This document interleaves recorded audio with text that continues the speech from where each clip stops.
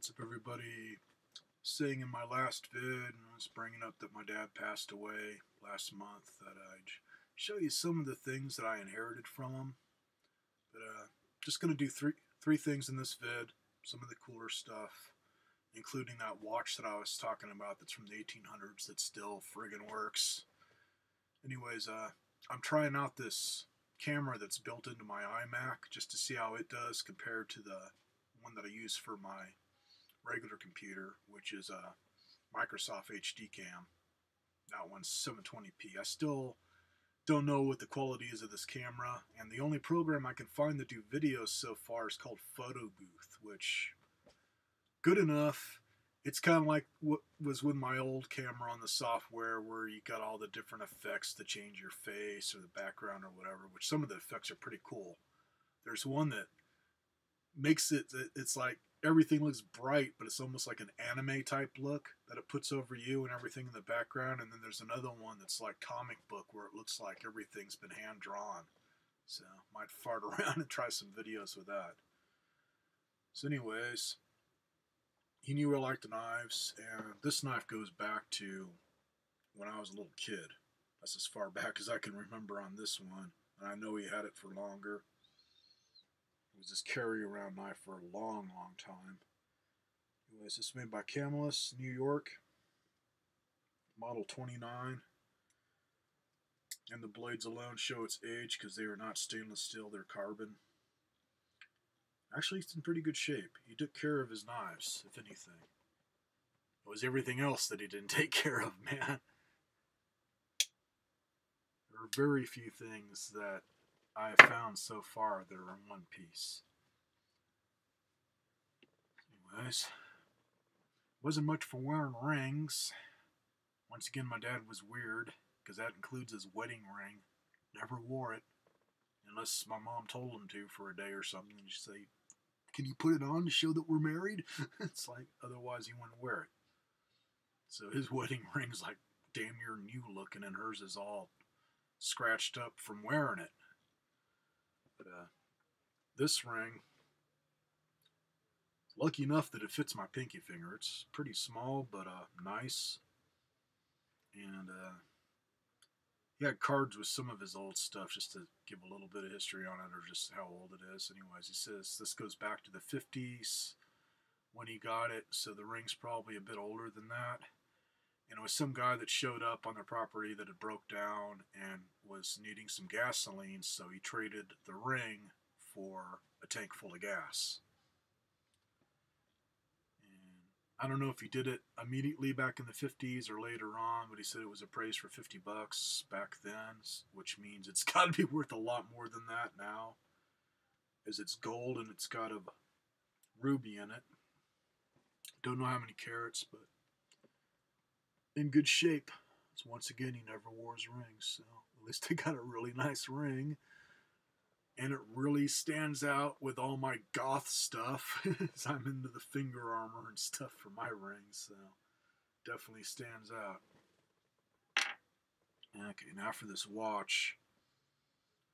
Just gonna give you a glance out of here. This is what had me stumped. It took a long time to look this up because I couldn't figure out what kind of watch it was. So it's inside this tin, and the watch and the tin are from different companies. I'm thinking the two companies just shared stuff to where maybe one made the innards for the watch and then they'd send it to this other company in order to get it put into a watch face as a pocket watch. Anyways, basically what this is a shipment tin. They'd stick the innards in here.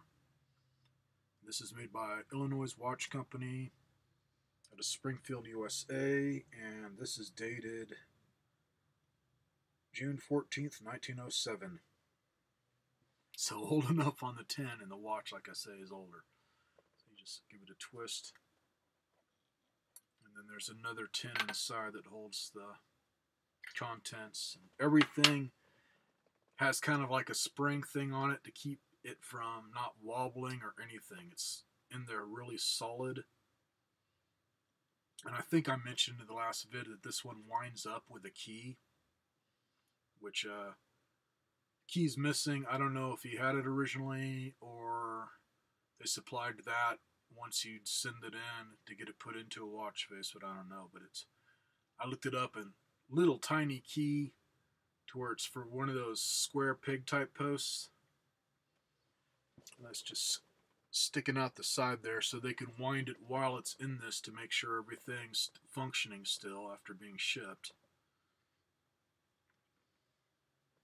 Otherwise, I did give it a wind with some tweezers off a Swiss Army knife, just enough just to see if the thing still works. I didn't want to overwind it, and it ran for a good 3 hours.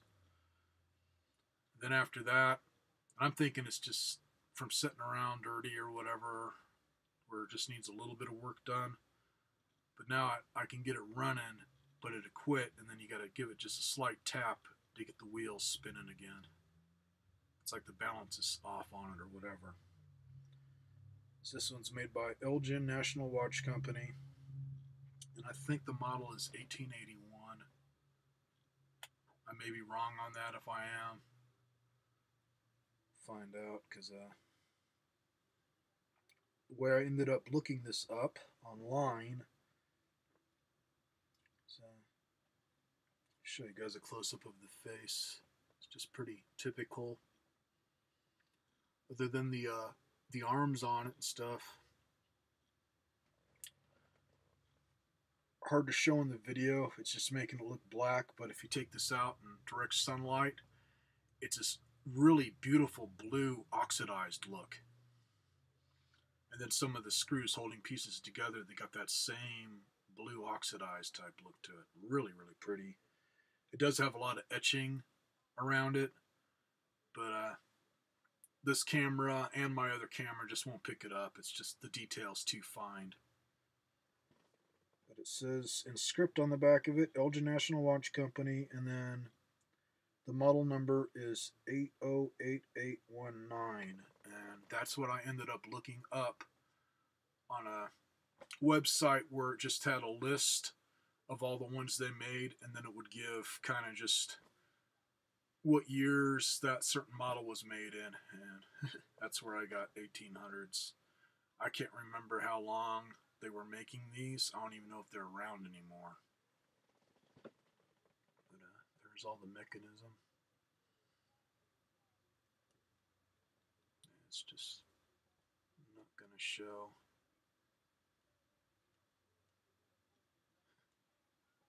And it's just not going to show all the etching in it.